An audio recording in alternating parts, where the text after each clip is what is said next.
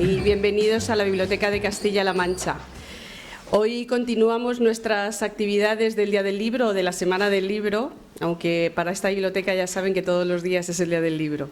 Pero bueno, hoy tenemos una visita muy especial para nosotros y para todo Toledo. Tenemos la suerte de que ha aceptado nuestra invitación José Antonio Marina.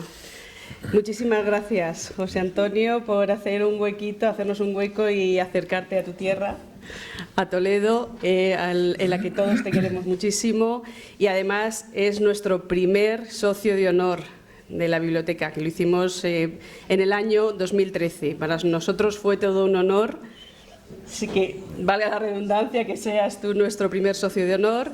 Y desde luego, en cuanto le llamamos para que viniese a presentar su último libro, desde luego no lo dudó, o sea, no tuvo ninguna duda, así que te lo agradecemos. Para nosotros, José Antonio, pues como les decía, es alguien muy especial, no solo para nosotros, para toda España, y bueno, pues es un intelectual, es pedagogo, filósofo, ensayista, es uno de los más importantes de España. Yo creo que todos los que estamos aquí somos seguidores tuyos, hemos leído, si no todos, porque tienes muchos libros, pero sí muchísimos de tus libros, y desde luego lo que nos das es una enseñanza de vida para todos. Es extraordinario leerte y ver cómo, si todos te hiciéramos caso y te siguiéramos, en este país iría muchísimo mejor muchas cosas, por ejemplo la educación. Y la educación, que es el pilar de toda la sociedad, de todas las sociedades, que tú eso lo tienes muy claro, que nosotros también lo tenemos muy claro en las bibliotecas, que la educación es uno de los pilares o el pilar fundamental de toda sociedad. Y bueno, pues nos alegra que estés aquí y que bueno, podamos conversar esta tarde sobre este tema y sobre otros muchos, porque él viene a presentar Biografía de la Humanidad, magnífico libro, que también, una vez más, nos abres los ojos ante muchísimas otras cosas, ante la evolución de la cultura, ante ver cómo todos los seres humanos, aunque parezcamos diferentes, somos iguales porque provenimos de una familia común, provenimos de unos ancestros comunes y simplemente la cultura lo que hace, como tú bien has comentado en entrevistas, es resolver problemas que tenemos todos los seres humanos, pero de maneras diferentes. Entonces yo les recomiendo vivamente el libro, aunque seguramente muchos de ustedes ya lo han leído. Bueno, conversaremos esta tarde con José Antonio sobre este magnífico libro y sobre todo lo que ustedes quieran.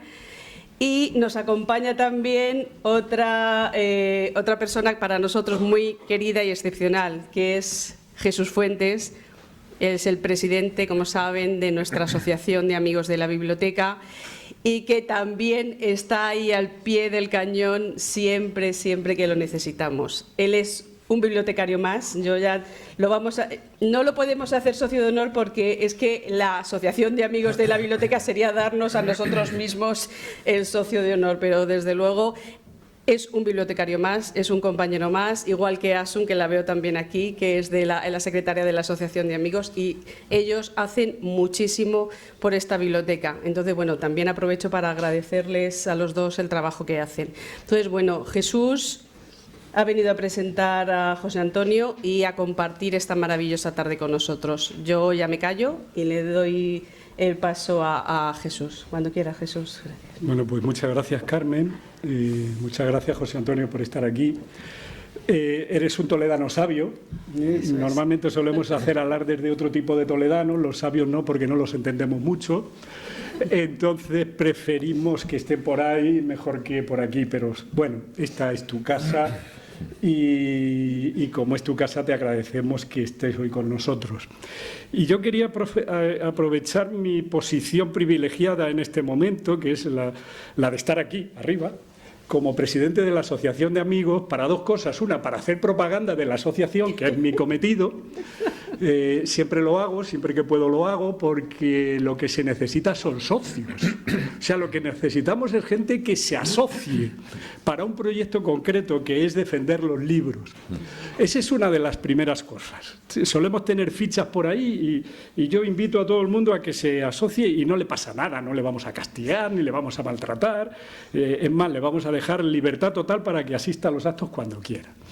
Esa es una de las posibilidades que tenía. Y la otra, el privilegio de decir, en nombre de todos los toledanos, no oficialmente, sino de los ciudadanos, hacerte un homenaje. Yo sé que te hacen muchos homenajes, te declaran hijo de no sé qué, ciudadano de no sé cuánto. Bueno, pues nosotros te vamos a declarar en nombre vuestro, evidentemente, estoy abusando de vuestra confianza, si alguno no está de acuerdo que lo diga, te vamos a declarar pues autor estimadísimo de un libro maravilloso como es esta biografía de la humanidad. Como Carmen puso ahí un reloj, yo creo que lo hizo con una doble intención, para que los conferenciantes muy pesados no se pasaran. Lógicamente, los que no son pesados tienen licencia para pasarse, como es el caso de José Antonio, y más que le hemos declarado lo que le hemos declarado, pero sobre todo para que los presentadores no ocupáramos todo el tiempo que tiene que ocupar el que va a hablar del libro. Entonces yo podía haberme preparado aquí un texto y hablar sobre la biografía de la humanidad, pero ¿para qué? Si nos lo va a contar él. Simplemente darles un consejo: compren el libro. A mí me parece, y aunque sea un tópico, que es un libro de cabecera. Hay que leerle porque es la aventura de la humanidad. Es de esos libros que cuando uno va leyendo piensa en el autor. Yo supongo que te debiste quedar exhausto cuando terminaste. Sí, sí. Tiene un contenido... Sí. Sí, porque el lector, yo creo que voy leyéndolo, no he terminado, lo tengo que confesar, lo voy leyendo, me voy agotando a medida que voy avanzando. Luego, si eso es el lector que ya tiene todo elaborado, todo diseñado en un plan perfecto, pues ¿qué le pasaría al autor, que es el que lo ha escrito? Bueno, a mí me parece que es una historia de la humanidad lo que has pretendido. Sí. Y el gran trabajo ha sido resumirlo. Claro. Son muchos siglos, son en muchos sitios, son en todo el mundo, y con esto, ¿cómo hago una exposición coherente que se lea como una biografía? Sí, claro. El trabajo grande ha sido resumir. Sí. No. Yo, si no te parece exagerado, te compararía con Campbell, saltando sí, las distancias, porque él también intentó hacer una historia de la humanidad, ¿no? Tú has hecho una biografía de la humanidad. Ya va por los 4 tomos, claro. Y sigue, todavía no le cabe. Todavía no le cabe. No cabe. Bueno, pues este es el libro, y yo ya no voy a hablar más. O sea, había dicho que iba a hablar poco, lo estoy calculando, son 5 minutos lo que llevo, y ya nada más, simplemente agradecerle de nuevo que estés aquí con nosotros, fomentando el libro, porque eso viene bien a los autores, viene bien a las bibliotecas y viene bien sobre todo a los lectores. A ustedes agradecerle que hayan venido y bueno, pues tienes la palabra. Me apetecería contar las historias que contabas de tu infancia hace poco ahí en el despacho, pero vamos a perder tiempo, así que muchas gracias, Carmen, muchas gracias, Jesús. Yo la verdad estoy encantado de estar aquí, pero ya después de la presentación de Carmen y de Jesús, ese ha sido mi momento alto. Ahora ya empieza mi decadencia, porque claro, ya es la cruda realidad. A mí me gustaría descubrir un misterio que me lleva preocupando desde que he entrado aquí. ¿Qué hacen ustedes aquí con la tarde que hace? Porque claro, se habla mucho de las noches toledanas, pero hoy es un día toledano de aquí te espero, ¿no? De manera que, bueno, pues si les ha entrado a ustedes una especie de locura transitoria, espero que sea transitoria pero eso me fuerza a que resulte interesante lo que les voy a decir, cosa que me tendré que esforzar más. ¿Por qué he escrito este libro? Yo no soy historiador. Yo lo que me he dedicado toda mi vida es a ver cómo funciona la inteligencia humana, sobre todo cuando hace cosas muy espectaculares.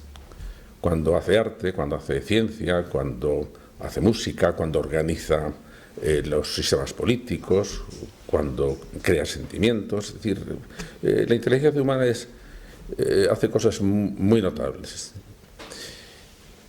pero me interesaba ver, bueno, cómo se ha ido configurando la inteligencia humana. La inteligencia humana ha tenido siempre que enfrentarse con problemas. Y los problemas se han ido repitiendo a lo largo de toda la historia de la humanidad, pero a lo largo de los años íbamos teniendo más herramientas para poder pensar las cosas, también para tener más problemas. Les voy a poner un ejemplo. Tardó muchísimo tiempo en inventarse el cero. Por ejemplo, la matemática griega no disponía del cero, porque se inventó más tarde en la India. ¿Cómo podían hacer operaciones matemáticas, como somos nosotros, que trabajamos con el sistema decimal, sin tener el cero? Pues lo tenían muy complicado. De manera que las culturas lo que han ido es poniendo a nuestra disposición herramientas para poder pensar más y mejor las cosas. Así aparece de repente la escritura. Sin la escritura, lo vemos por ejemplo en poblaciones que tienen lenguaje pero no tienen escritura, no podemos pensar cosas lo suficientemente complejas. Pues ¿por qué? Porque la memoria que tenemos de la palabra hablada es muy corta. De manera que la escritura nos permite para pensar cosas que de otra manera no íbamos a pensar. Cuando se inventa, por ejemplo, el lenguaje algebraico, bueno, eso permite a los matemáticos pensar cosas que sin ese lenguaje no pueden pensar. Cuando se inventa la notación musical, Beethoven no se le hubiera podido ocurrir una sinfonía si no hubiera tenido la notación para poder ir escribiendo. No tenía cabeza para hacerlo, no le cabía en la cabeza, tenía que utilizar la notación musical. Entonces vemos que todas esas creaciones de la cultura han ido ampliando nuestra capacidad de pensar las cosas.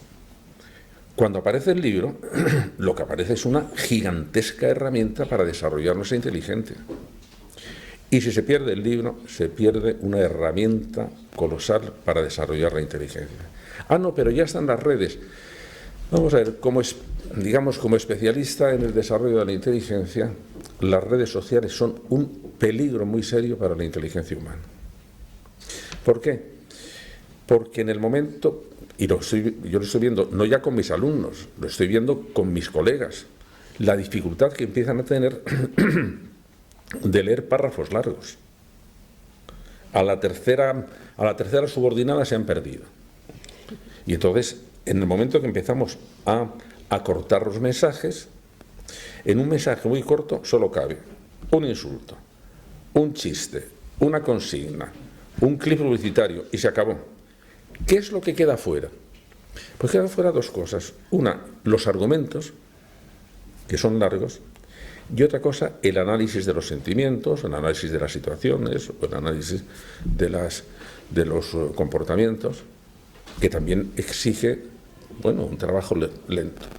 Entonces, ¿qué pasa? Que si quitamos de nuestra cultura los argumentos y el análisis de las cosas, nos quedamos en una cultura muy torpe, muy elemental, muy zafia, muy de debate político.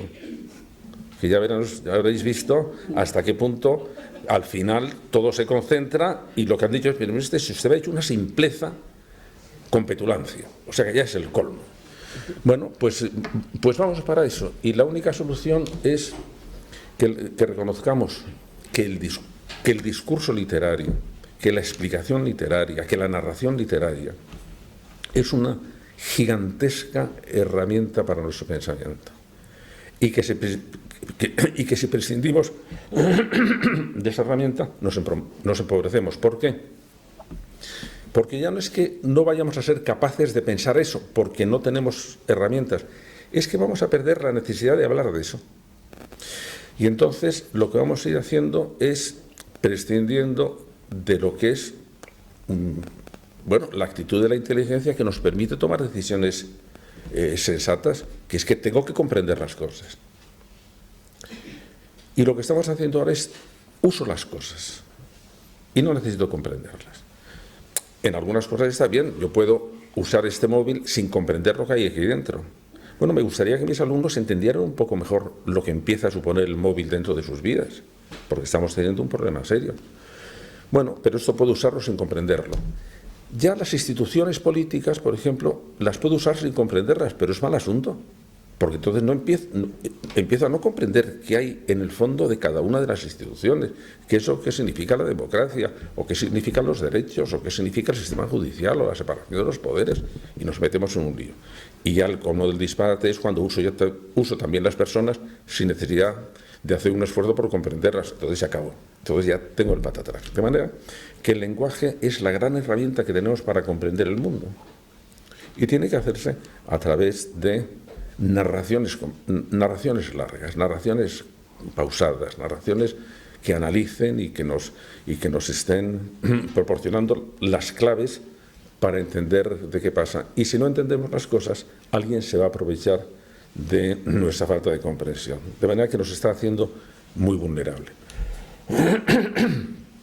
¿Qué es lo que me interesa a mí este libro? ¿Por qué una biografía de la humanidad? Pues nosotros empezamos a ver en todo el mundo, y concretamente en toda Europa, y más concretamente en España, que estamos perdiendo la noción de que pertenecemos a la misma familia. Y estamos, desde hace un siglo, insistiendo ferozmente en los problemas de identidad. Yo soy yo y no quiero tener nada que ver contigo.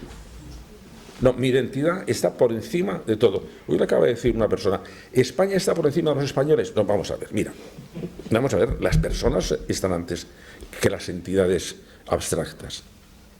Porque yo creo que como me defino es siendo toledano, estará muy bonito, pero tengo que ver que puedo ser toledano y hablarme con el de Cuenca. Y que entonces la identidad no es una especie de lanza de hacha de guerra para decir... Había una cosa que contaba Ortega. Ortega contaba que un monaguillo estaba diciendo misa y no sabía las respuestas. Y dijera lo que dijera el cura, el monaguillo decía, bendito y alabado sea el Santísimo Sacramento del altar. Dijera lo que dijera. Y ya en un momento dado se vuelve el cura y le dice, hijo mío, eso está muy bien, pero no viene a cuento. Bueno, pues muchas cosas de estas de la identidad, sí está muy bien, pero no viene a cuento. No puedes decir que yo ante todo soy esto y ante todo soy lo otro. De manera que me interesaba recuperar la conciencia de que naturalmente que las culturas nos han separado, que las naciones nos han separado, pero que en el fondo debemos recuperar el hecho básico de que todos pertenecemos a la misma familia. Y lo que quería era contar la biografía de una familia. Imaginaros, por ejemplo, una familia toledana de hace un siglo. Que parte de esa familia se va a América y migra allí y se queda en Cuba o en Argentina. Y parte va a trabajar a Alemania, pero se queda en Alemania. Y hay otros que van más lejos y están viviendo pues en China. Bueno, esa misma familia, es la misma familia. ¿Están separados? Sí están separados. ¿Cada uno ha aprendido las costumbres de la nación? Sí, pero siguen siendo la misma familia. Siguen siendo la misma familia. Entonces, lo que yo quería contar es la historia de toda la historia actual, pues empieza realmente hace unos 90.000 años antes de Cristo, en que un grupo de antepasados nuestros, todavía muy primitivos, pero que ya tenían el lenguaje, ya dominaban el fuego y poco más, ya tallaban la piedra. Entonces salen de África, atraviesan Arabia, y entonces con una rapidez sorprendente colonizan todo el mundo, de manera que ya 15.000 años antes de donde estaba ya han ocupado también América. Pero para llegar a América tienen que atravesar toda China, toda Siberia, ir hasta la punta norte, que es el estrecho de Bering, que entonces se podía atravesar andando, y pasar a América por Alaska, y ya bajan toda América. Pero eso siguen siendo antepasados nuestros, que según iban acomodándose a cada uno de los climas, acaban incluso por cambiar el color de la piel o para cambiar el color de los ojos. ¿Por qué? Porque venimos de África, es decir, de manera que todos cuando salimos de África eran personas de piel muy oscura, y se va aclarando según van hacia el norte. ¿Por qué? Porque necesitaban protegerse de la escasez de luz. Necesitaban poder absorber la luz suficiente, y por lo tanto tenían que tener otra carga distinta de melanina, de manera que empiezan a diferenciarse, y empiezan a diferenciarse también en las culturas. Y dice, bueno, y ahora yo puedo entenderme con alguien que pertenece a una cultura tan sumamente diferente como un poblado de los aborígenes australianos, o un poblado de los pigmeos en África, o China y Japón. ¿Me puedo entender? Y lo que es, sí, claro que podemos entendernos. ¿Por qué? Pero si cada uno crea una cultura muy distinta. Si la cultura china va por su lado, y la cultura australiana ha ido por su lado, y la de los aborígenes, de los pigmeos africanos va por su lado, ¿cómo voy a entenderme yo con personas que pertenecen a culturas tan diferentes? Pues mira, por una razón, porque lo que llamamos cultura, antes Carmen lo ha dicho, es el conjunto de soluciones que ha dado la inteligencia humana a problemas muy fundamentales. Cómo me alimento, cómo convivo, dónde vivo, cómo organizo la sociedad, qué interpretación doy de problemas muy fundamentales, como es el miedo, como es la muerte, como es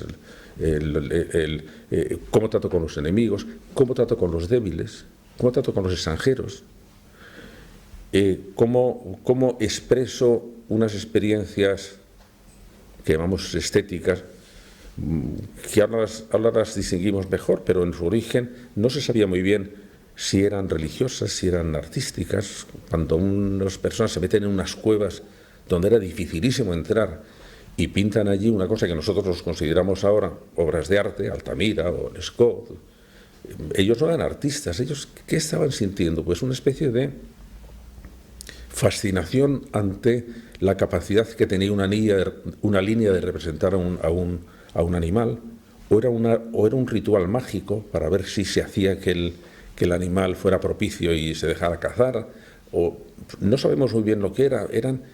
Lo que aparece es una especie muy inquieta, que no se puede quedar quieta en su sitio, y no se puede quedar quieta con lo que hace, de manera que está inventando siempre nuevas cosas.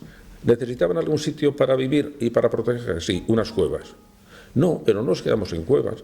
Después de las cuevas vinieron las chozas, y después vinieron los palafitos, y después vinieron las construcciones, y después vinieron las catedrales, y vino el gótico, y vinieron los rascacielos, y las caravanas, y la tienda de campaña. ¿Y eso por qué? Porque lo que había aparecido ahí era esa familia común, era una familia que estaba siempre dispuesta a intentar resolver los problemas de otra manera. Cuando dos grupos se separaban, al cabo de 50 años ya habían casi creado un lenguaje distinto. ¿Por qué? Porque necesitamos vivir juntos y al mismo tiempo necesitamos distinguirlos. Con lo cual hay una especie de movimiento de unión y de movimiento de separación.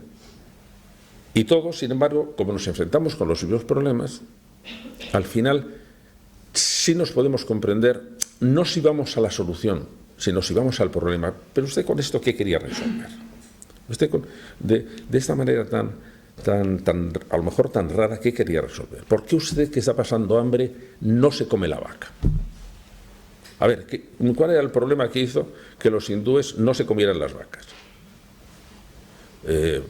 Bueno, y tuvieron que decir, no, es que son animales sagrados. No, el problema está en que, lo mismo que para los judíos que no comieran el cerdo, en el caso del cerdo es porque había unas epidemias de triquinosis que comías cerdo y te morías. Así que mejor era, mira, no hay que comer los cerdos. Y como la gente es muy bruta, y para no comer los cerdos, esto está prohibido, pero como si fuera un pecado.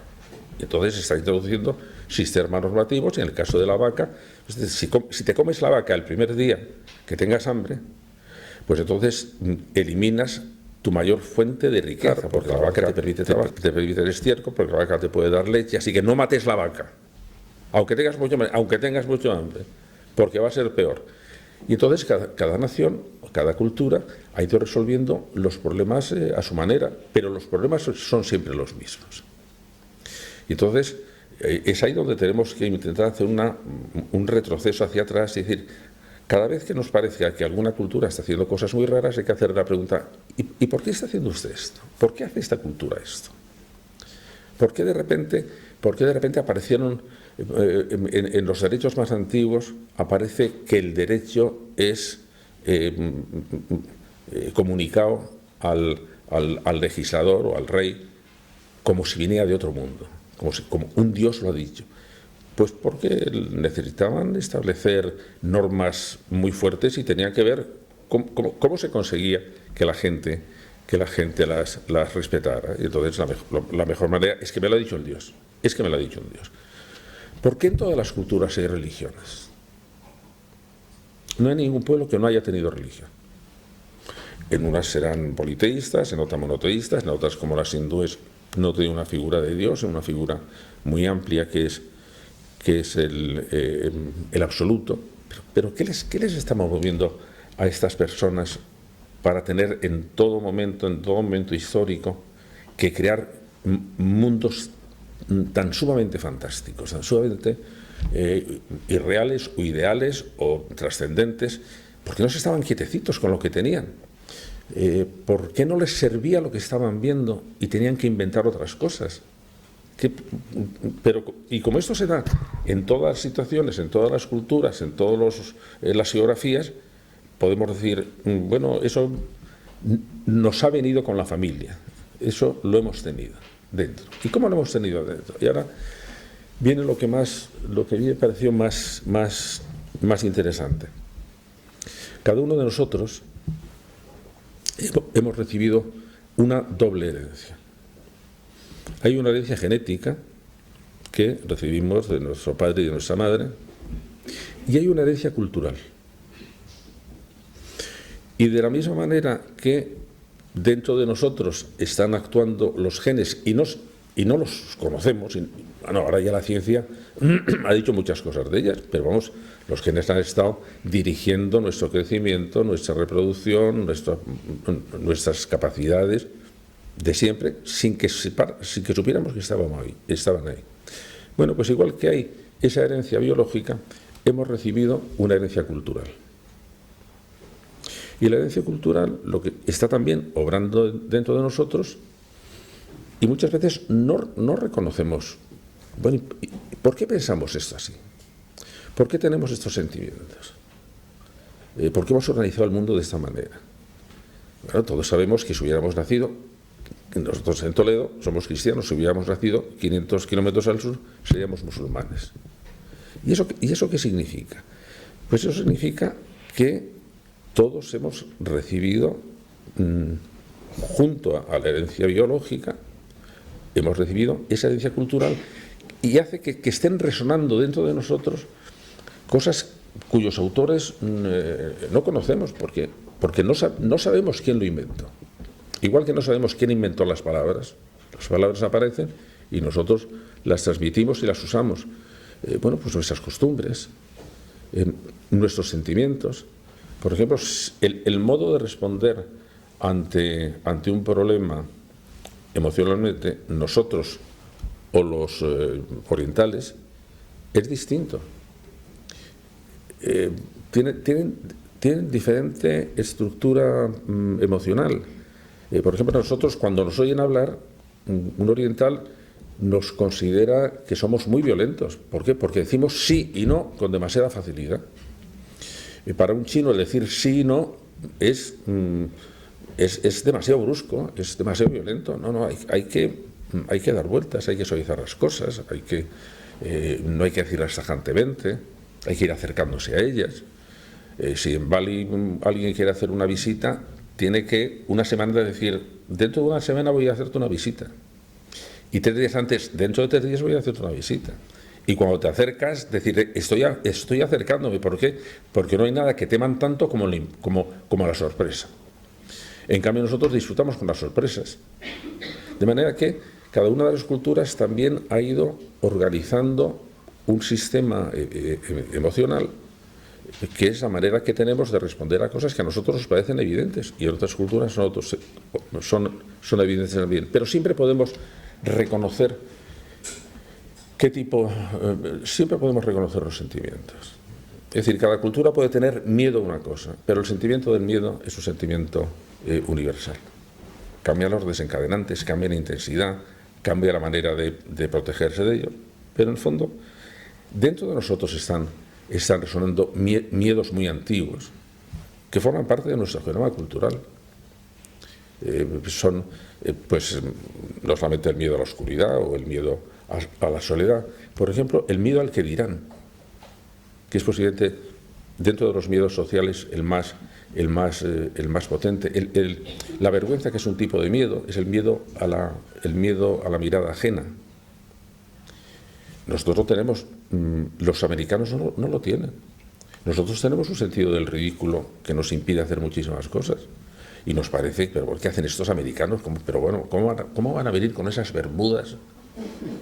No, pues no, porque tienen otra manera, tienen otro tipo de interpretar, otro tipo de seguridad en ellos mismos. De manera que vemos que cada cultura ha ido produciendo efectos muy distintos. La música china es sobre 5 letras, sobre 5 notas, la nuestra sobre 8. Nos suena muchas veces muy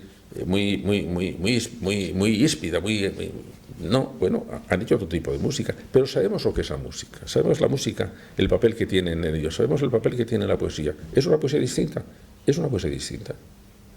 Pero sabemos que la experiencia poética está por ahí. Y lo que yo quería es, primero, reconocer que eso forma parte también de nuestra genética cultural, y que por lo tanto forma parte un poco de nuestra riqueza también. ¿Que hay cosas que vamos dejando? Pues sí, igual que hay genes que vamos desterrando. ¿Por qué? Porque eran peligrosos. Y como son peligrosos, vamos a ver si conseguimos conseguimos eliminar o conseguimos aplacar genes que producen enfermedades. ¿Por qué? Bueno, porque son malos. Y hay genes, como por ejemplo los genes de la violencia. Es decir, ¿por qué no hemos sido capaces nunca de eliminar como última solución la guerra? Bueno, porque hay un gen de agresividad muy fuerte que no lo hemos conseguido dominar, y es un gen no biológico, sino un gen cultural también. Cuando se hace en el libro, que era antes lo que decía Jesús, una de las dificultades es que tenía que estar contando historias muy diferentes, pero como si fueran historias de una misma familia. Y algunas veces las familias tenían poca relación con ella. Es decir, Oriente se separa, bueno, América se separa del todo. América es un maravilloso experimento natural, porque se separan hace 17.000 años y no le podemos encontrar hasta hace 700 años. Y entonces han hecho su vida por su cuenta, absolutamente sin contacto con todos los demás. Y cuando los vemos, bueno, los que van allí se dan cuenta de que había cosas diferentes, pero había cosas muy parecidas. Que tenían sus religiones, tenían sus ciudades, tenían su arquitectura, tenían sus canciones, tenían sus deportes, y lo habían hecho completamente por su cuenta. Y entonces en ese momento empieza a haber sistemas de comunicación. China no estuvo nunca del todo separado, porque se produce una historia, que es una historia muy bonita cuando se la ve contada así como si fuera en movimiento rápido. Las culturas más desarrolladas empiezan a darse, digamos, en la parte central, en una zona templada, y ahí es cuando hace unos 10.000 años ya por fin los humanos, los sapiens, ya están hartos de dar saltos de uno para otro y se asientan. Se asientan, crean la arquitectura, crean la agricultura. Con la agricultura aparece una cosa muy notable: empieza a haber excedentes, es decir, cosas que había que guardar. Cuando antes eran cazadores-recolectores, recogían lo que se comía en el día, o lo que se cazaba en el día. No tenían que quedarse porque no podían guardar nada, tenían que ir con todo a cuestas. Cuando descubren la agricultura, producen más de lo que comen, y entonces hay que guardarlo. Y entonces se reúnen también para protegerse y que no se lo roben, y empieza la propiedad, y empiezan los impuestos, porque el que te va a proteger te dice que le tienes que pagar. y se quedan fuera de las ciudades en toda una línea que era la línea del norte de las estepas, lo que daba a Siberia, lo que daba a los países nórdicos de Europa. Ahí se quedan gente que sigue viviendo de manera nómada. Y entonces se produce, mientras que hacia abajo era una zona de estabilidad y de ciudades, está Babilonia, o está Roma, o está... La parte de arriba es muy móvil, son tribus que van, que vienen, que descubren el caballo, que viven al mos del caballo, y que de vez en cuando entran, roban y se salen. Y cuando los más brutos, que eran los que estaban más al este de China, en el estebo de China, los unos tienen todavía más fuerza, presionan, se vienen para acá y empiezan a impulsar a todos los otros pueblos que ya tienen el mar y se vienen para el sur. Y entonces los godos y los visigodos se tienen que comer al Imperio Romano, porque les están empujando desde el este unos pueblos tan violentos que los chinos, para protegerse, hacen la Gran Muralla, que es una locada, pero necesitaban los pueblos estables, que tenían propiedades, necesitaban protegerse de los pueblos nómadas que eran muy violentos y que eran muy rápidos y que cogían y se marchaban. Y bueno, todo esto forma parte de la historia. Pero toda esa zona se puso en comunicación con la ruta de la seda. La ruta de la seda pone en comunicación Europa con China porque les entra la pasión de la seda. Y ya el mismo Séneca decía que las mujeres se vistan de seda, que además debía ser una seda muy fina y no le parecía muy decente, pero había gran parte, es más de la mitad de la plata que viene de América, termina en China. Y hay el galeón que va desde Filipinas que lleva la plata a China. ¿Y qué se compraba allí? Pues cosas muy suntuarias. La cerámica, las sedas. Pero fijaros, esa es la ruta de la seda. Nos sirve para explicar una cosa. En este momento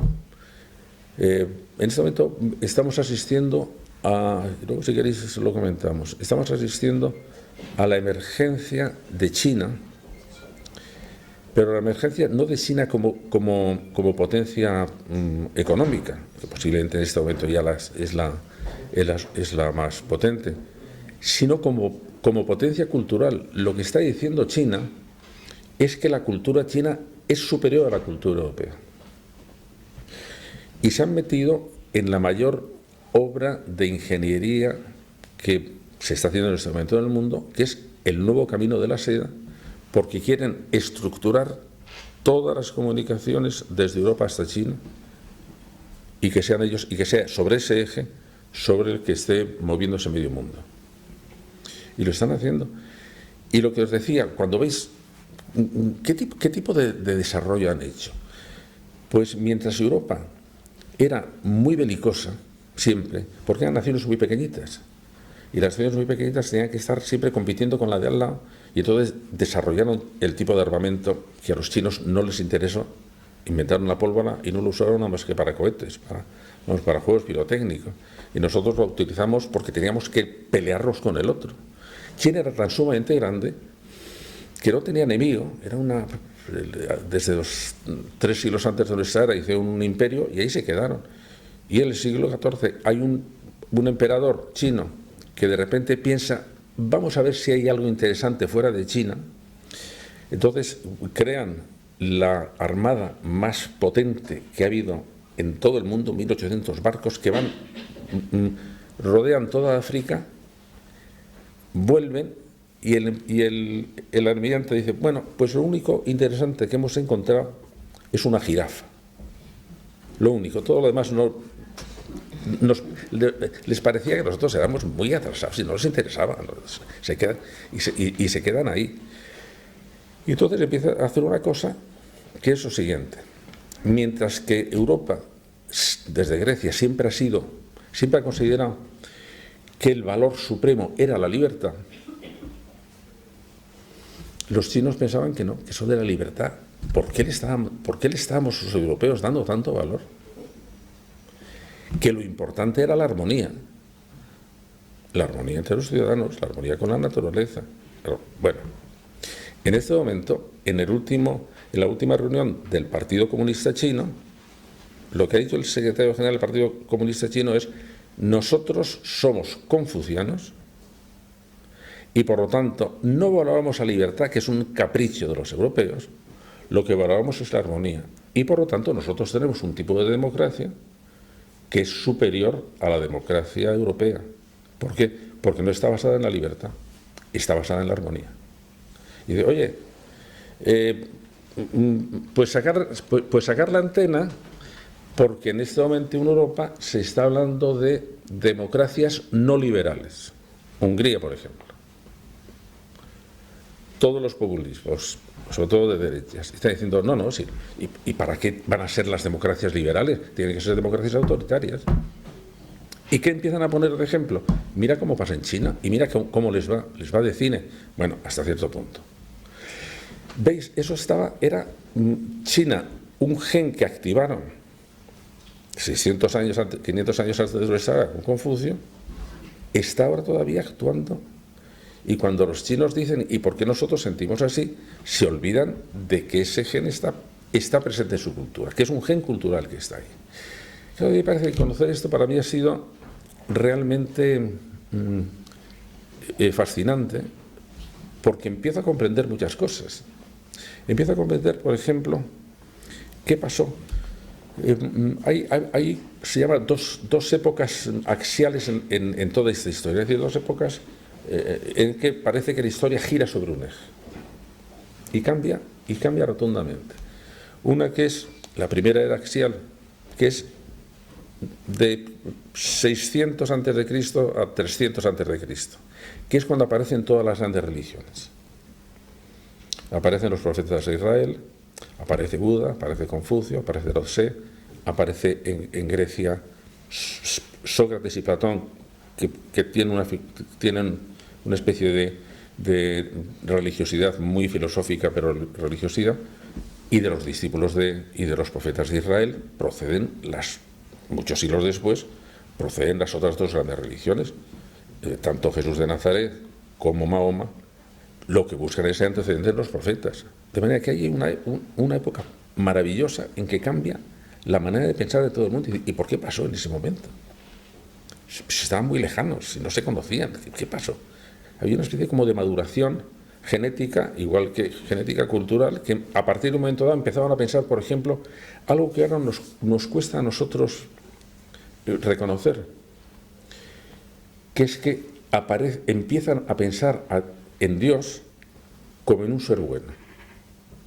Y eso no había sido, antes el Dios, incluso dentro de la Biblia, Jehová, Dios de los ejércitos, es que había que andarse con un cuidado con él, porque vamos, entraba con el hacha, con el puñal en la mano, y luego de repente se convierte en bueno, y se convierte en protector de los débiles, y se convierte y empieza a valorarse la interioridad. Y bueno, ¿qué pasó? Pues esto es un cambio absolutamente maravilloso. ¿Qué eso que pasó ahí? Yo recuerdo una conversación que tenía con un buen amigo mío, encantador, y una persona espléndida, que era José Saramago, que cuando sucedieron la voladura de las Torres Gemelas en Nueva York, escribió un artículo diciendo: Dios tiene la culpa. Yo decía, oye José, ¿por qué me dices que Dios tiene la culpa? Sí, estos son motivaciones religiosas, y por tanto la religión, y en Europa las grandes religiones, o las cruzadas, y el yihadismo ahora. No, la religión lo único que ha hecho es despertar instintos violentos. Y yo decía, oye, mira, José, estás cogiendo la historia, de la historia estás cogiendo la mitad. Cuando ves toda la historia, te das cuenta del gigantesco poder humanizador que tuvieron las religiones. Que es que éramos muy bestias, que teníamos a los chimpancés al 5% de nuestro genoma biológico. Solo de los chimpancés nos separa el 5% de nuestro genoma y la cultura. Y entonces, en esa especie de gigantesca tarea de domesticar a la especie humana, que teníamos todavía la animalidad muy cerca, las religiones hicieron un papel de extraordinaria importancia, y que sería injustísimo no reconocerlo, y que cuando se quita una de esas cosas, Pero tú crees, yo decía, ¿tú crees, Pepe, que hubiera estado mejor hubiera ido mejor la humanidad si no hubiera habido religiones? Y decía, sí, pues estás equivocadísimo, pero vamos hasta el fondo, porque no es verdad. Pero tienes que entenderlo, tienes que ver exactamente cuáles han sido las fuerzas que nos han ido configurando, que han ido, por ejemplo, reconociendo, y ha tardado muchísimos miles de años, reconociendo que todos los seres humanos tenemos la misma dignidad. Es que eso empieza a decirse hace 2 siglos.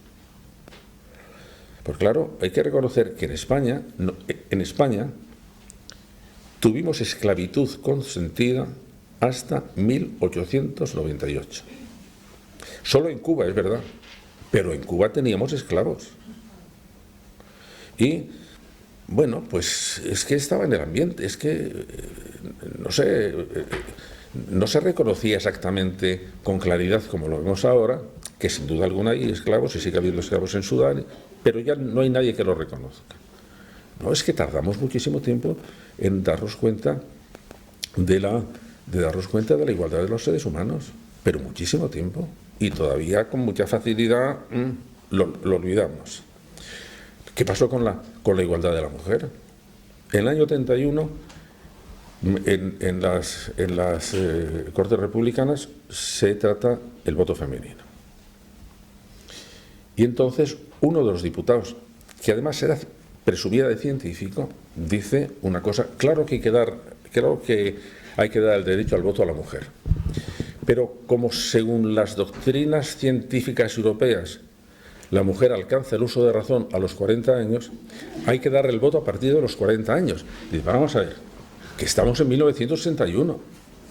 Pues bueno, pues se decía. De manera que nos ha costado mucho trabajo entender las cosas. Y si no entendemos la genealogía, no entendemos lo que nos pasa. Si cogemos ahora, por ejemplo, el problema catalán, y lo cogemos tal como está, no lo entendemos. Para entenderlo tenemos que ver que es un asunto que lleva 2 siglos. Y en los 2 siglos pasa un poco como en las enemistades entre 2 familias en un pueblo, que ya se ha olvidado uno, pero ¿y esto por qué empezó? Porque ya, sí, pues empezó porque no vino a la comunión de la niña, sí, pero después tampoco viniste tú a la muerte de mi padre. O sea, bueno, y tú que no viniste a la boda, y al final la comunión de la niña se ha olvidado. Pero todo esto, ¿por qué pasó? Y si no conocemos por qué han pasado las cosas, no hay posibilidad de comprenderlas y, por lo tanto, no hay posibilidad de intentar resolverlas. Y la cultura lo que ellos siempre es, vamos a ver si resolvemos las cosas, vamos a ver si resolvemos los conflictos. Y unas veces se resuelve bien y otras veces se resuelve mal. Pero tenemos que ver que esa es el gran argumento de la historia, que es que somos seres conflictivos que queremos, sin embargo, resolver las cosas, que somos seres insolidarios y necesitamos vivir en comunidad, que somos seres religiosos y, sin embargo, después nos hartamos de las religiones. En Europa el laicismo procede de la religión, no ha aparecido por otro lado. Claro, sin comprender todas esas cosas, yo creo que estamos un poco desorientados. Pues no sé qué pensar de esto. ¿Tendrán razón? ¿No tendrán razón? Todo lo que tiene que ver con nuestra biografía, con nuestra psicología o con nuestra cultura, o lo cogemos con una perspectiva biográfica o no entendemos nada de nada. Es decir, ¿por qué están ustedes hoy aquí? Cosa que me sigue dando vueltas. Si lo cojo así por una cosa inmediata, no lo entiendo. Cosas muy lejanas. Ustedes han venido aquí y además cada una por lo suyo. Bueno, hombre, si yo quisiera entenderlo, tendría que decir, vamos a ver si me entero. Explíqueme usted por qué. Cuando veo que hay problemas, ¿por qué no quitamos la violencia machista? Porque mientras no sepamos exactamente, digamos, qué genes culturales están ahí, quitaremos los síntomas, pero no quitamos el origen de la enfermedad. Igual que si yo no consigo cambiar la mutación genética que está, por ejemplo, en un niño con parálisis cerebral o un niño con síndrome de Down, podré corregir los síntomas, pero no eliminar la causa. Necesito saber qué pasa ahí en el cromosoma 21 para que puedan tener manifestaciones Down. pues lo mismo, si no entiendo qué genes culturales están manejándonos desde lejos, pues al final pondré paños calientes, pero no quito la enfermedad. Ese es un poco el resumen del libro. Necesitamos comprender para tomar buenas decisiones. No comprendemos si no conocemos la genealogía de las cosas, y por lo tanto creo que es un disparate, creo que es una tragedia cultural el desinterés por la historia. Y yo no soy historiador, yo vengo de la psicología o de la neurología o de la filosofía. ¿Por qué esta especie de conversión a la historia? Pues porque me he dado cuenta de que prescindir de cómo han ido evolucionando las cosas nos condena a la incomprensión y por lo tanto al fanatismo, al sectarismo, a todos los sismos que quieran. Y que entonces cuando hablamos de humanismo, que es vamos a comprender las cosas humanas, pues al final no es la ciencia la que nos lo hace comprender sus cosas. No es tampoco la filosofía que va por otro lado. No. En el fondo yo creo que es la historia la que nos puede dar una visión exactamente de cómo han ido interactuando cosas que ahora a lo mejor no sabemos muy bien cómo se hicieran. Toledo es un caso claro. En Toledo hay genes romanos, hay genes visigodos, hay genes árabes, hay genes cristianos renacentistas, hay genes cristianos góticos, hay genes... ¿Y cómo han intervenido en la creación de la ciudad?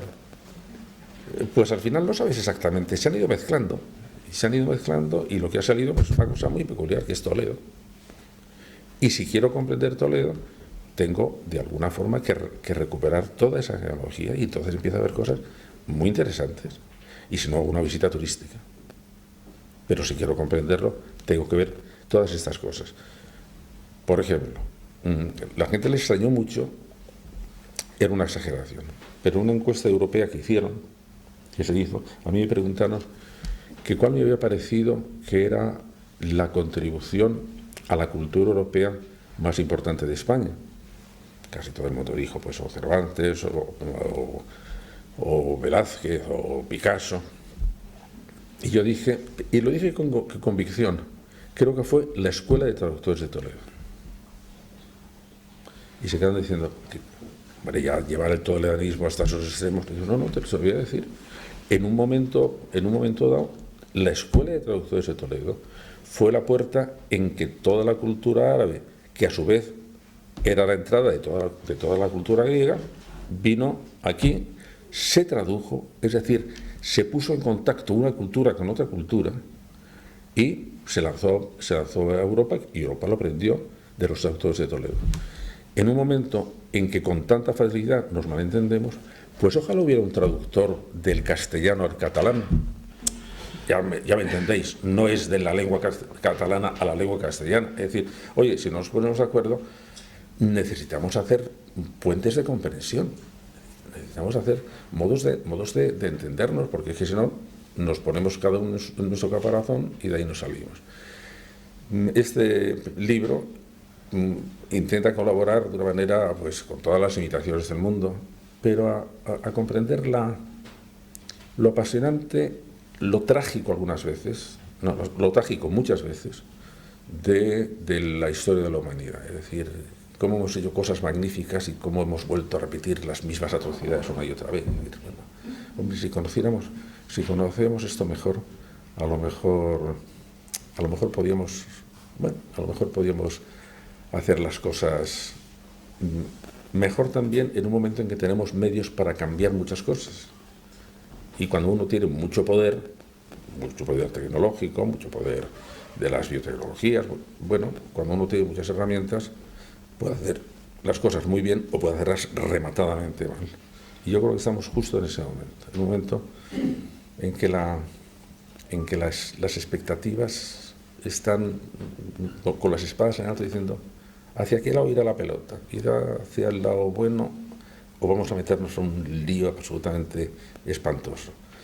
Bueno, pues este libro lo que intentaba era darnos pistas o darnos claves para ver cómo pensamos el presente y cómo mejoramos el futuro. Y colorín colorado, este cuento se ha acabado.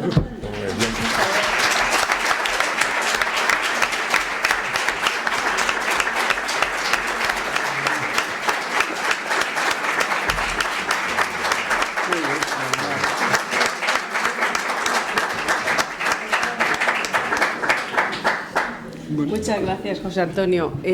Ahora abrimos unos minutos de diálogo. Si alguien quiere hacer alguna pregunta o hacer algún comentario, bueno, pues... Pues mira, ya haría, pero... Muy bien. Ahí hay una pregunta. Buenas tardes. Yo quería preguntarle con respecto a lo que ha comentado de la cultura china y la importancia que le dan a la armonía, que en su liderazgo, por así decir, en su liderazgo político, que está claro que en sus jardines, en su música, en su arquitectura es fabuloso, pero ¿por qué el liderazgo de la armonía es incompatible con la libertad? En su cultura, en su razonamiento político. Sí, sí. No, ellos, pues porque ellos consideran, lo que quieren es ver qué ponemos delante. Por ejemplo, no, yo te voy a decir, no voy a defender la cultura china, voy a ponerme, digamos, en el papel de un chino. Es decir, cuando Europa valora mucho la libertad individual. Entonces la libertad individual, por ejemplo, encierra a cada uno dentro de su libertad y le cuesta trabajo reunirse o asociarse con los demás. De manera que nosotros, lo que caracteriza a la cultura europea es una cultura muy individualista. Y eso tiene cosas fantásticas. Por ejemplo, todos nuestros derechos son derechos individuales. Los derechos humanos son derechos individuales, porque protegen al individuo. Entonces allí dicen, no, es que realmente el individuo no tiene tanta importancia. Lo que tiene importancia son las relaciones entre los individuos. Y entonces hay que fomentar, por ejemplo, mucho menos la capacidad de decisión del individuo. ¿Por qué? Porque a lo mejor tiene que ser la familia entera quien tenga que decir el modo de vida. De manera que la libertad va unida a la individualidad y la armonía va unida a un tipo de concepción mucho más comunitaria de las cosas, que a nosotros nos espanta un poco porque queremos precisamente tomar las decisiones que no las tomen por mí. Y que entonces se oponen porque cada una tiene una cosa buena. Cada una, por ejemplo, la emoción principal, la emoción más potente que había que cuidar más en la cultura japonesa, que es muy deudora de la China, era un sentimiento que se llama amae. Ahora es verdad que está decayendo y eso lo consideran que es una crisis de la cultura japonesa. El sentimiento de amae era el sentimiento de cálida dependencia de una persona respecto de la otra. Es decir, era fundamentalmente un sentimiento del niño respecto de la madre. Es que yo me fío de ti y por lo tanto organiza tú lo mío. Pero eso pasa, por ejemplo, a las relaciones entre jefes y empleados, o entre súbditos en Japón y entre súbditos y el emperador. La relación del súbdito japonés con el emperador era una relación de cálida confianza y sumisión al emperador. Eso a nosotros nos parece peligrosísimo. Entonces, lo que tenemos que hacer, pero sin embargo, la capacidad de solidaridad que tienen ellos, a lo mejor sí deberíamos aprender. Al tener todo esto junto, decir, oye, ¿no habremos olvidado nosotros activar algún gen que es el gen de la solidaridad? Porque hemos dado demasiada potencia a otro que es el gen de la individualidad y de la libertad. Claro que son valiosísimos, pero estamos empezando a cojear de otra parte. Es decir, estamos siendo muy solidarios. Por ejemplo, la dificultad que tienen las parejas de entenderse. A mí es un tema que me ha interesado mucho, porque yo durante mucho tiempo estudié la inteligencia como una propiedad de las personas solas. Pero luego me di cuenta que las personas solas son una abstracción, no existen nunca. La inteligencia de cada persona se desarrolla en un entorno social que la estimula o la bloquea. Y que por lo tanto a todos nos interesa vivir en sistemas inteligentes. Entonces yo quería estudiarlo, esta especie de inteligencia compartida, que es la que resulta de la interacción entre dos personas o entre más personas, que son fenómenos raros, porque pueden ser ascendentes, de esa relación salimos mejores, o puede ser descendentes, salimos peores. Y me entraban dos temas, que es el tema de las parejas y el tema de los centros educativos, de que no tiene nada que ver. El tema de las parejas. ¿Por qué dos personas muy inteligentes entran en una relación que es destructiva para los dos? ¿Por qué se vuelven tontos, por decirlo así? ¿Y cómo podríamos hacerlo? Y entonces ahí te dabas cuenta de que habíamos perdido... veníamos de una etapa larguísima en que las relaciones de pareja eran relaciones asimétricas y de sumisión, y entonces digo, esto es fatal, y era fatal, absolutamente fatal. Entonces digo, ¿qué tienen que ser? Tienen que ser relaciones simétricas y relaciones de no dependencia. Y así es como deben ser, pero no hemos establecido muy bien, ¿y esto con qué tipo de emociones se da? De manera que entonces ahora cada uno sabe que tiene que defender su autonomía, su independencia, pero cuando queremos establecer lazos nos faltan recursos emocionales y por eso es tan difícil que se mantenga. El mundo oriental eso lo entiende muy bien, pero sigue dentro de sistemas de dependencia muy tremendos. Y ahí estamos, en ver cómo podemos mejorar las dos soluciones, y por eso yo creo que sí también nos interesa ver cómo las solucionan otras culturas para ver qué tenemos que aprender de ellas. Un ejemplo. Cuando ves la historia de la humanidad, hay un problema que está en todas las culturas, que son las relaciones de familia. Entonces, ahí es muy sencillo hacer la historia porque solo hay 4 variantes. Es una mujer con varios maridos que se ha dado en contadísimas situaciones y solamente en grupos sociales que estaban sometidos a condiciones muy adversas. Por ejemplo, que la mayor parte de los hombres se pasaban años y años sin venir, porque estaban en guerras. Y entonces, bueno, pues una mujer tenía que tener, digamos, más de un marido, pero muy poquito. Una que ha estado la más extendida en toda la historia de la humanidad, que es un hombre con varias mujeres. La tercera, la monogamia permanente, y la cuarta, la monogamia sucesiva, que es en la que estamos. Pues no hay más variantes. Entonces lo que hay que pensar es, bueno, y de estas 4 soluciones a un mismo problema, ¿cuál es la mejor? Bueno, la de una mujer con varios maridos no vale la pena tenerlo en cuenta porque ha sido muy residual. Pero hay un dato interesante. De las 800 culturas que yo he estudiado, el 90% en su origen eran polígamas. Es decir, un hombre con varias mujeres. Y sin embargo, eso queda ahora reducido a muy poquitas, 3 o 4, y más por cuestión de estatus social que por otra cosa. ¿Por qué ha habido ese cambio? Pues porque se ha ido imponiendo una solución, porque es igual que en las medicinas, se va imponiendo la solución que resuelve más problemas. Y claro, una solución, la poligamia, solo se mantenía mientras no se admitía la igualdad del hombre y la mujer. Si tú mantienes la igualdad del hombre y la mujer, de rechazo, lo que se está cargando también es el sistema poligámico. Y dices, bueno, pues mira, sí ha habido un progreso en la humanidad. Y esa es una consecuencia, una conclusión optimista de la historia. A pesar de lo terrible que ha sido la historia, hemos progresado. Y nos vamos acercando a mejores soluciones de todos estos grandes problemas.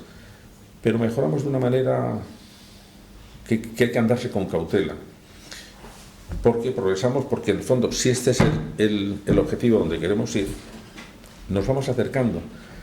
Pero nos vamos acercando como se acerca un barco de vela que navega a barlovento, es decir, con el aire enfrente, y que entonces para avanzar tiene que hacerlo avanzando en zigzag.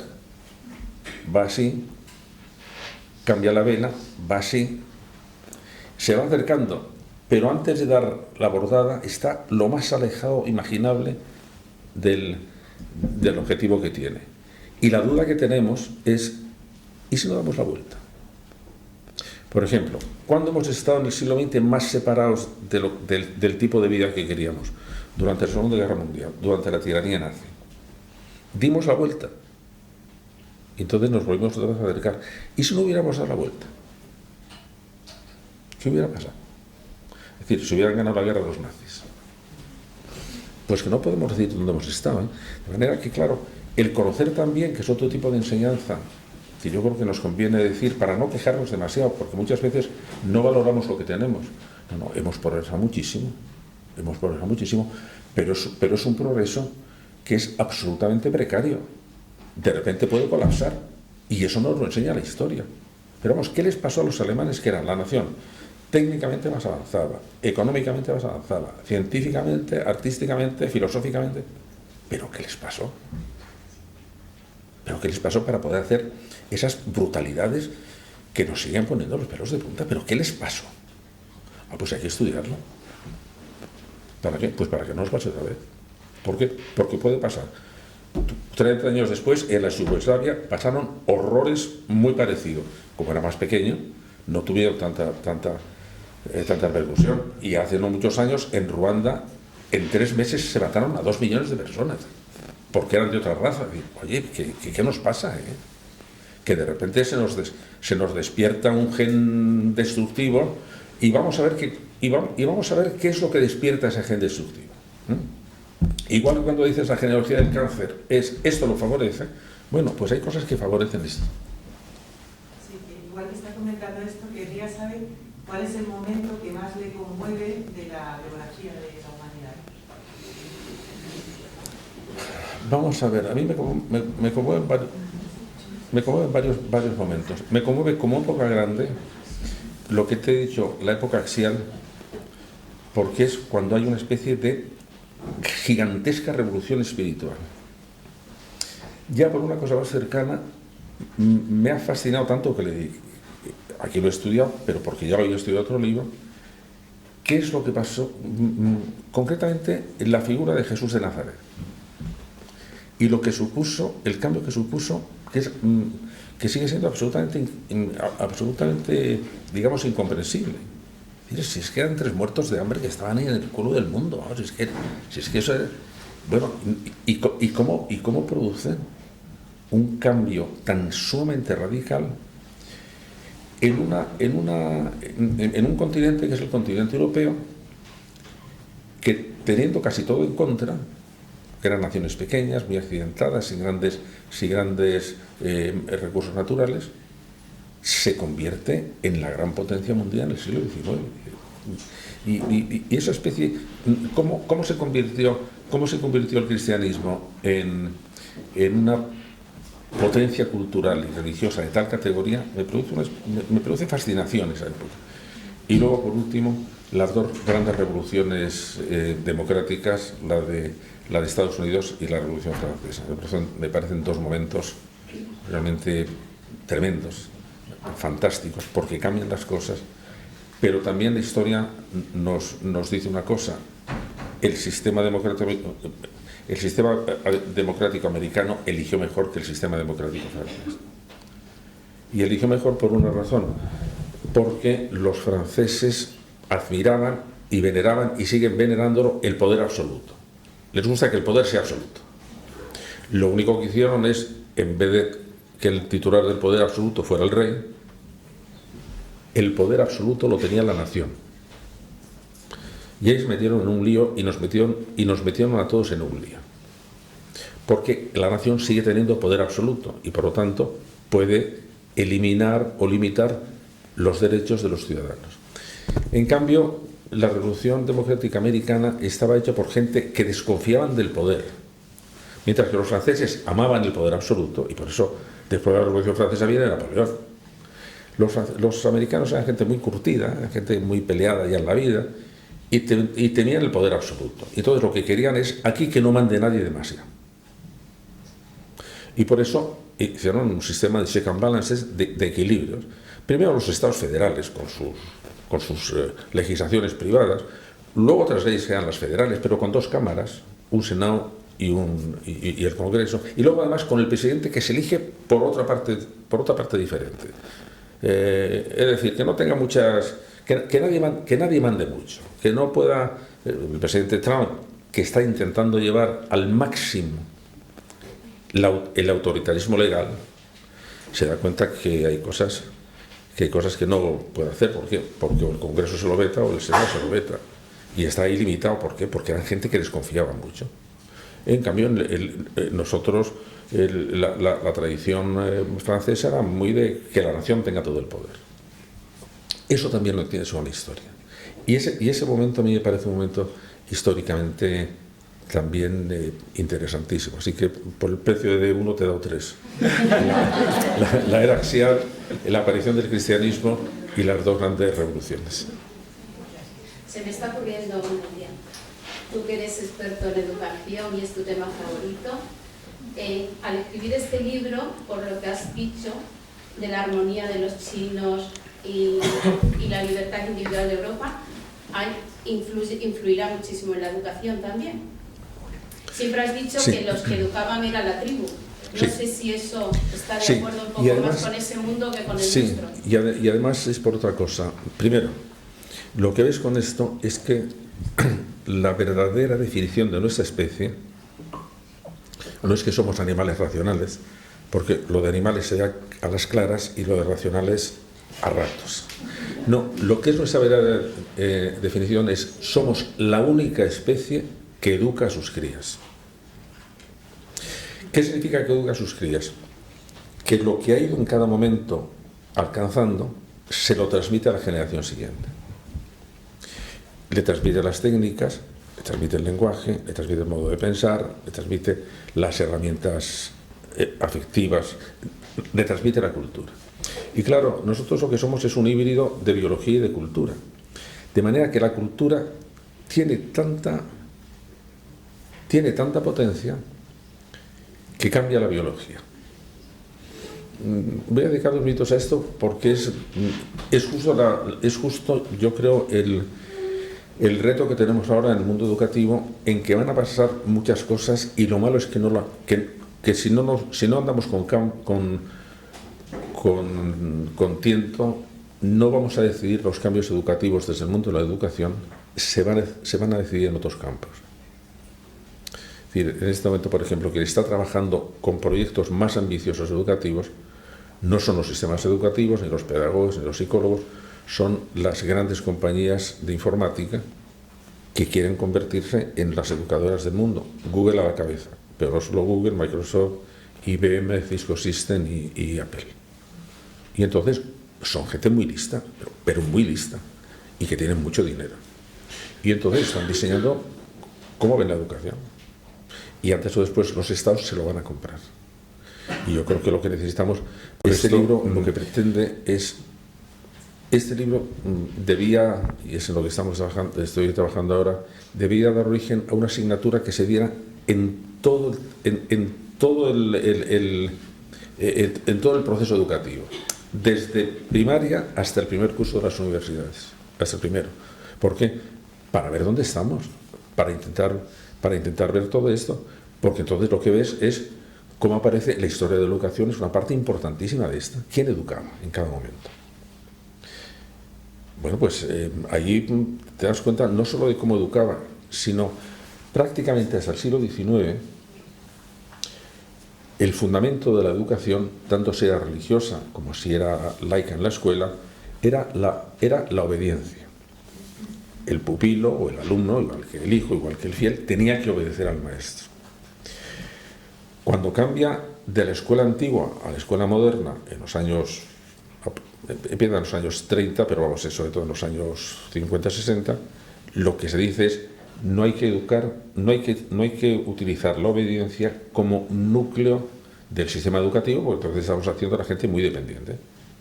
Entonces, sacamos fuera del sistema educativo la obediencia como relación entre el que aprende y el que enseña, y nos encontramos en un lío, porque no hemos sabido con qué sustituirlo. Pero esto no es por casualidad, eso es porque lo estaba pidiendo, se estaba pidiendo eso desde otros aspectos de la cultura, por ejemplo, desde la organización política o desde la organización económica. Y si no tenemos una visión de conjunto, no lo entendemos.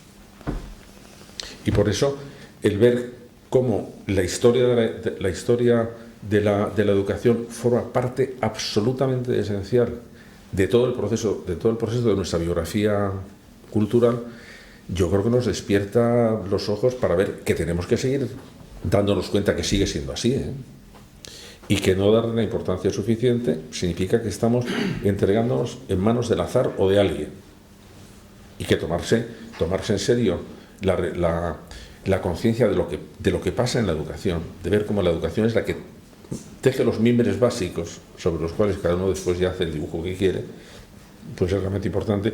Y en un tipo de historia como esto se ve clarísimamente cómo aparece la escuela, cómo aparecen quiénes se llama, cuándo aparece la escuela pública, por qué aparece la escuela pública, cuándo aparece la financiación de la escuela, cuándo la escuela se convierte en... cuando la idea ilustrada, que es que la escuela era la escuela de la libertad, atrévete a pensar, era el lema de la ilustración. ¿Y eso dónde se aprendía? Se aprendía en la escuela. Cuando vienen después los sistemas absolutistas, niegan esa parte. Entonces, nosotros, cuando se crea en España la Asociación Libre de Enseñanza, son catedráticos que se van de la universidad porque el ministro de Educación de Cánovas, Orobio, da una ley diciendo que todos los programas que se dan en las universidades tienen que pasar por la censura eclesiástica. Y entonces estos dicen, no lo aguantamos, y se van de la universidad. De manera que, y todo eso tenemos que conocerlo, porque todos son formas de resolver un problema. Y hay que decir, sí, pero hay algunas que fueron peores que otras. Y tenemos que tener esa especie de sentido común para discernir cuáles son las mejores y cuáles son las peores. ¿Qué va a pasar con la escritura tradicional? ¿Con la? Con la escritura tradicional. ¿Cuánto tiempo le queda? ¿Con la escritura a mano? Bueno, vamos a ver, pues es una pregunta muy interesante. Mira, yo trabajo con un grupo de neurólogos. Y los neurólogos estudian qué componentes del cerebro se activan cuando se escribe y se lee en ordenador y cuando se escribe y se lee, se escribe a mano o se lee en formato que no es ordenador, en libro. Y se han llevado una sorpresa porque funcionan áreas distintas. Mucho más completa es la escritura a mano. La escritura a ordenador es más rápida y tiene sus ventajas. Por eso ahora no hay un universitario que vaya a clase y tome apuntes a mano, ¿no? Lo toma en ordenador y tiene muchas ventajas. Pero, sin embargo, la unión que había entre lenguaje, capacidades motoras finas que van de la mano y memoria están mucho más integradas en la escritura a mano, y por eso en Finlandia intentaron quitar la escritura a mano y la tuvieron que reintegrar porque devolver porque le parecía que... Ya la última. La última. ¿Usted cree que esto tiene arreglo? Me gustaría una contestación afirmativa, porque yo estoy viendo a través de mi vida que esto va encaminándose hacia un destino que tal como estamos viendo, a mí particularmente como que no me convence. Pues ese gen solidario del que está hablando, a mí me parece que sería una solución. Pero ¿cómo se puede llegar a conseguir en la sociedad ese gen solidario? Vamos a ver, primero, creo que en este momento nadie que conozca la historia y que viva en una nación democrática, digamos, a un nivel suficiente de riqueza, no querría haber vivido en otro momento de la historia. No, estamos en el mejor momento de la historia con esas condiciones. Naturalmente que entonces hay, digamos, ganadores y perdedores. Y entonces lo que tenemos que ver es algo que sería realmente importante y que es hacia lo que deberían ir todas las políticas. Mira, lo que nos interesa es que la suerte o la casualidad tenga la menor importancia posible en la vida de las personas. Es decir, que la casualidad de dónde has nacido, de la familia en que has nacido, del pueblo en que has nacido, del aspecto físico que has tenido, de la salud que has tenido, eso va a influir siempre, pero digamos que el ambiente solidario pero que tenga la menor importancia posible. ¿Por qué? Porque vamos a intentar suplir esas dificultades de comienzo, vamos a hacer que todo el mundo tenga asistencia médica o asistencia cultural, vamos a poner la educación de 0 a 3 años porque sabemos que es lo que compensa más los déficits educativos de las familias. Y yo creo que en eso hemos mejorado mucho. Yo no creo que estemos peor que nunca. No, yo creo que seguimos, pero por lo que te decía de que avanzamos en zigzag, algunas veces avanzamos separando, ¿no? Y por eso hay que tener la suficiente pupila para decir que nos estamos desmadrando, vamos a volver.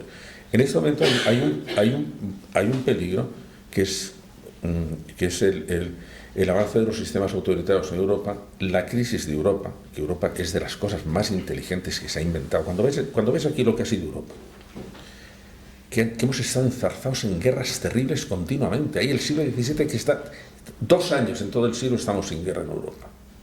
¿Qué nos pasaba?